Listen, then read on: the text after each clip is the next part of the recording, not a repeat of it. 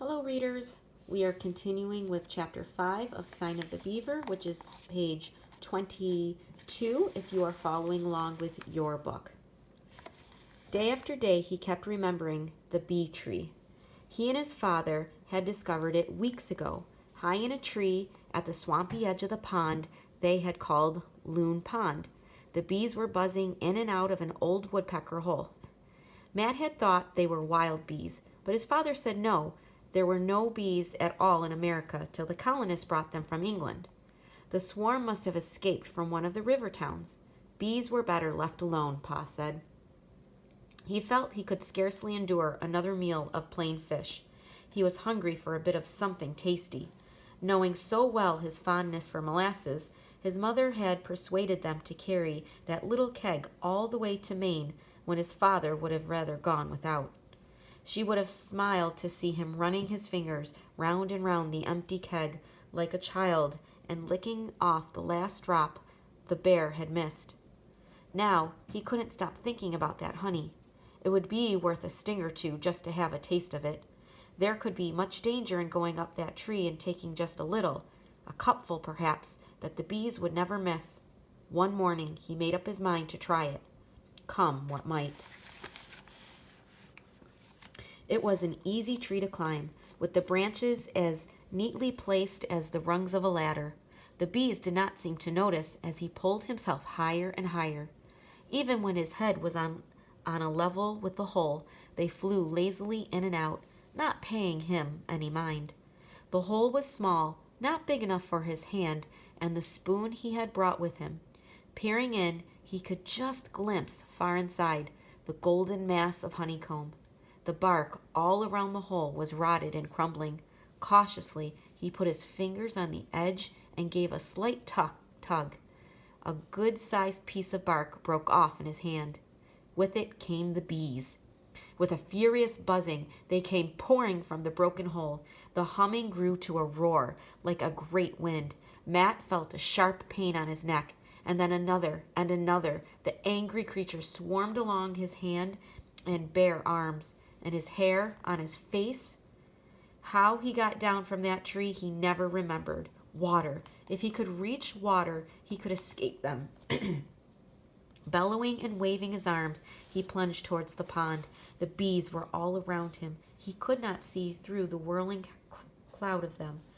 The boggy ground sucked at his feet. He pulled one foot clear out of his boot, went stumbling over sharp roots to the water's edge, and flung himself forward. His foot caught in a fallen branch, and he wrenched it clear. Dazed with pain, he sank down into the icy shelter of the water. He came up choking. Just above the water, the angry bees circled. Twice more, he ducked his head and held it down until his lungs were bursting. He tried to swim out into the pond, but his feet were tangled in dragging weeds. When he tried to jerk them free, a fierce pain ran up his leg and he went under again, thrashing his arms wildly. Then something lifted him. His head came up from the water and he gulped air into his aching lungs. He felt strong arms around him. Half conscious, he dreamed that his father was carrying him, and he did not wonder how this could be. Presently, he knew he was lying on dry ground. Though his eyelids were swollen almost shut, he could see two fingers bending over him. Unreal. Two figures bending over him. Unreal, half-naked figures with dark faces. Then, as his wits began to return to him, he saw that they were Indians, an old man and a boy. The man's hands were reaching for his throat, and in panic Matt tried to jerk away. "Not move," a deep voice ordered. "Bee needles have poison, must get out." Matt was too weak to struggle. He could not even lift his head.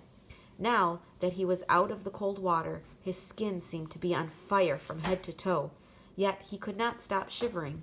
He had to lie helpless while the man's hands moved over his face and neck and body. Gradually he realized that they were gentle hands, probing and rubbing at one tender spot after another. His panic began to die away. He could still not think clearly. Things seemed to keep fading before he could quite grasp them.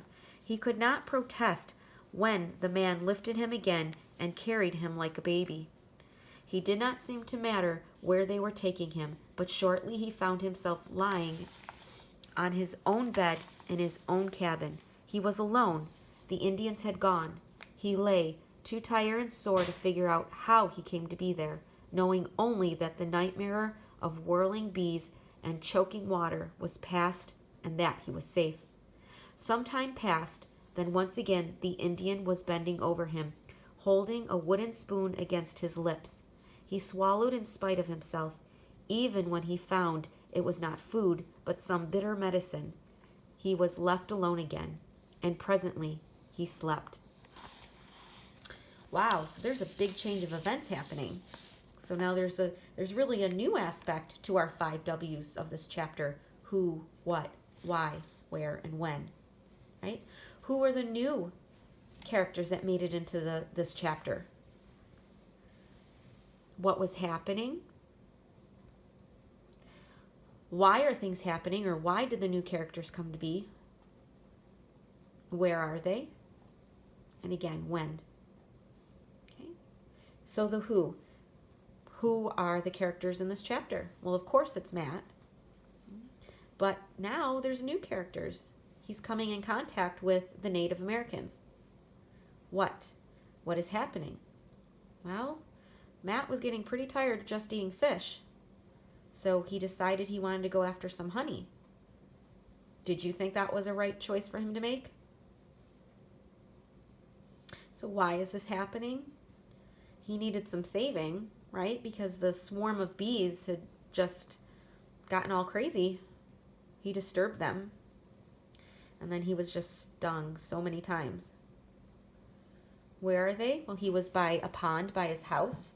Him and his father called it Loon Pond. And even though his father's advice was to leave the bees alone, they're not worth it, he just so badly wanted something sweet to taste.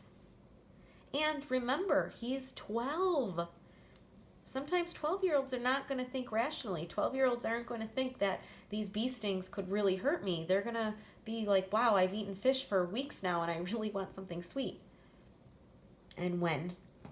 Okay, so instead of just thinking about the year, the when of a story, the time could also be thinking about seasons and times of the year.